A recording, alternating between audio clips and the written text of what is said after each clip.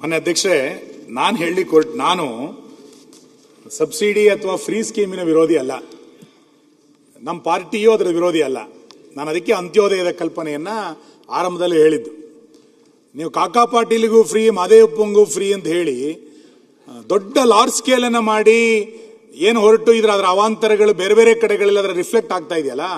ಈ ಹಿನ್ನೆಲೆಯಲ್ಲಿ ರಾಜ್ಯವನ್ನ ಸಬ್ಸಿಡಿ ರಾಜ್ಯವನ್ನಾಗಿ ಮಾಡಬೇಡಿ, ರಾಜ್ಯವನ್ನ ಅವಕಾಶದ ರಾಜ್ಯವನ್ನಾಗಿ ಮಾಡಿ, ರಾಜ್ಯವನ್ನ ಅಭಿವೃದ್ಧಿ ರಾಜ್ಯವನ್ನಾಗಿ ಮಾಡಿ, ರಾಜ್ಯ ಸಬ್ಸಿಡಿ ರಾಜ್ಯ ಆಗಬಾರದು, ರಾಜ್ಯ ಸಾಧನೆಯ ರಾಜ್ಯ ಆಗಬೇಕು ಅಂತೇಳಿ ನಾನು ಹೇಳಲಿಕ್ಕೆ ಕೊಟ್ಟಿದ್ದು.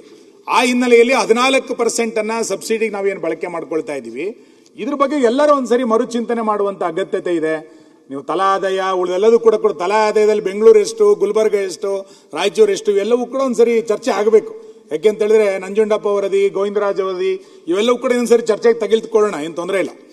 ಮಾನ್ಯ ಅಧ್ಯಕ್ಷರೇ, ನಾನು ಹೇಳಿಕೊಟ್ಟಿದ್ದು ಕೊನೆಯದು, ಆದ್ಯತಾ ವಲಯಗಳನ್ನು ಸರ್ಕಾರ ಯಾವ ರೀತಿ ಕಡೆಗಣಿಸ್ತಾ ಬರ್ತಾ ಇದೆ, ಅದರ ದೂರಗಾಮಿ ಪರಿಣಾಮಗಳು ಬೇರೆ ಬೇರೆ ಆಗುತ್ತೆ ಅಂತ ಈ ಹಿಂದೆನೂ ಕೂಡ ಉಲ್ಲೇಖ ಆಗಿತ್ತು.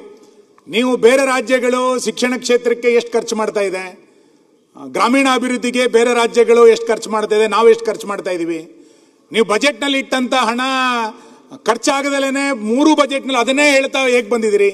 ನೀವು ಪ್ರಗತಿ ಪಥ, ಕಲ್ಯಾಣ ಪಥಗಳನ್ನ 2023 ಬಜೆಟ್ ಇಂದನೂ ಹೇಳ್ತಾ ಬಂದಿದ್ದೀರಿ, ಇನ್ನೂ ಟೆಂಡರೇ ಆಗಲಿಲ್ಲ. KPSC ಸ್ಕೂಲ್ಗಳ ಬಗ್ಗೆ ನೀವು ಉಲ್ಲೇಖ ಮಾಡಿದ್ರಿ. KPSC ಸ್ಕೂಲ್ ಇವತ್ತಲ್ಲ, ಈ ಬಜೆಟ್ ಅಲ್ಲ, ಲಾಸ್ಟ್ 3 ಇಯರ್ಸ್ ಬಜೆಟ್ ಅಲ್ಲೂ ಕೂಡ ಹೇಳಿದ್ರಿ. ಇವತ್ತಿನ ತನಕ KPSC ಶಾಲೆಗಳು ಘೋಷಣೆ ಆಯಿತು, KPSC ಶಾಲೆಗಳಿಗೆ ದುಡ್ಡಲ್ಲಿ ಕೊಟ್ಟಿದ್ದೀರಿ. ಯಾವ KPSC ಶಾಲೆಗಳ ಅನುದಾನ ಕೊಟ್ಟದ ಸ್ಟ್ರೆಂಥನ್ ಮಾಡಿದಿರಿ? ಯಾವ ಹೊಸ ಶಿಕ್ಷಕರ ನೇಮಕಾತಿ ಆಗಿದೆ? ಆರೋಗ್ಯ ಇಲಾಖೆಗೆ ಹೊಸ ವೈದ್ಯರ ನೇಮಕಾತಿಯೋ ಅಥವಾ ಹೊಸ ಹಾಸ್ಪಿಟಲ್ಗಳು ಎಲ್ಲಿ ಪ್ರಾರಂಭ ಆಗಿದೆ? ಆಸ್ಪತ್ರೆಗಳನ್ನ ಸ್ಟ್ರೆಂಥನ್ ಮಾಡಲಿಕ್ಕೆ ಸರ್ಕಾರ ಏನ್ ಕ್ರಮ ತಗೊಂಡಿದೆ? 3 ಬಜೆಟ್ ನಲ್ಲಿ ಯಥಾ ಪ್ರಕಾರ ಅವತ್ತೇನು ಹೇಳಿದ್ರಿ, ಶಬ್ದಗಳು ಬದಲಾಗಿದೆ, ಅದಕ್ಕೆ ವ್ಯಾಕರಣ ತಜ್ಞ ಅಂತ ಹೇಳಿದ್ದು. ಶಬ್ದಗಳು ಬದಲಾಗಿದೆ, ಆದ್ರೆ ಯೋಜನೆಗಳು ಅಮೌಂಟ್ ಇಟ್ಟಿದ್ದೀರಿ, ಇನ್ನು ಟೆಂಡರ್ ಪ್ರಕ್ರಿಯೆಯಲ್ಲಿದೆ, ಕ್ಯಾಬಿನೆಟ್ ಅನುಮೋದನೆಯಲ್ಲಿದೆ, ಆರ್ಥಿಕ ಇಲಾಖೆ ಅನುಮೋದನೆಯಲ್ಲಿದೆ ಅಂತ ಹೇಳ್ತಾ ಒಂದೇ ಯೋಜನೆಯನ್ನ 3 ಬಜೆಟ್ ನಲ್ಲಿ ಹೇಳಿರುವಂತ ಉದಾಹರಣೆಗಳು ನನ್ನ ಕಣ್ಮುಂದೆ ಇದೆ. ಈ ಹಿನ್ನೆಲೆಯಲ್ಲಿ ಸರ್ಕಾರ ಇವತ್ತು ಯೋಜನೆ, ಅನುದಾನ ಮತ್ತು ಅನುಷ್ಠಾನ ಇದು ಒಂದಕ್ಕೊಂದು ಕೊಂಡಿಯಾಗಿ ಕೆಲಸ ಮಾಡಿದ್ರೆ ಮಾತ್ರ ಬಜೆಟ್ ಪರಿಪೂರ್ಣ ಆಗಲಿಕ್ಕೆ ಸಾಧ್ಯ ಇದೆ.